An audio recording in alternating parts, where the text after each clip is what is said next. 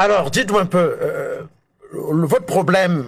Martinez Zogo, de son véritable patronyme, Arsène Salomon Mbani Zogo, avait par la force de ses efforts réussi à se hisser parmi les acteurs majeurs de l'audiovisuel au Cameroun.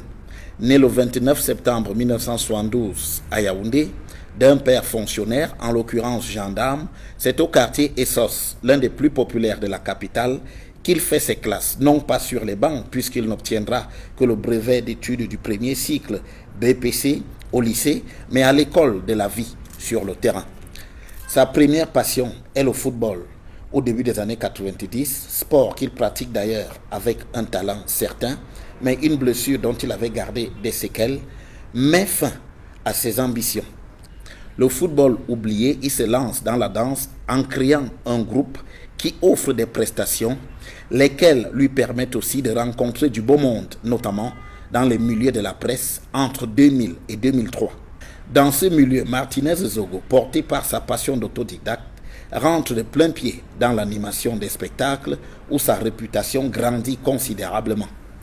Dans la foulée, sa rencontre avec J. Remingono, alors considéré comme le pape des animateurs du secteur privé, après la libéralisation audiovisuelle de 2000, va changer sa vie.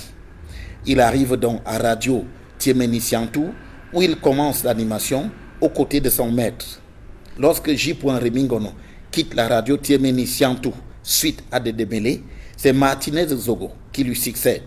Suspendu d'antenne en 2006, il quitte la radio Tiemeni Siantou pour Magic FM avec son programme emblématique Embouteillage qui brocade inlassablement les puissants et dénonce les dérives de la société camerounaise, parfois sans façon. Et aujourd'hui, il est toujours à l'attente du paiement intégral de son dû. C'est encore ce programme culte qu'il conduira à Amplitude FM, puis à Royal FM et à nouveau à Amplitude FM, où il avait fini par s'établir comme chef de chaîne pendant 5 ans.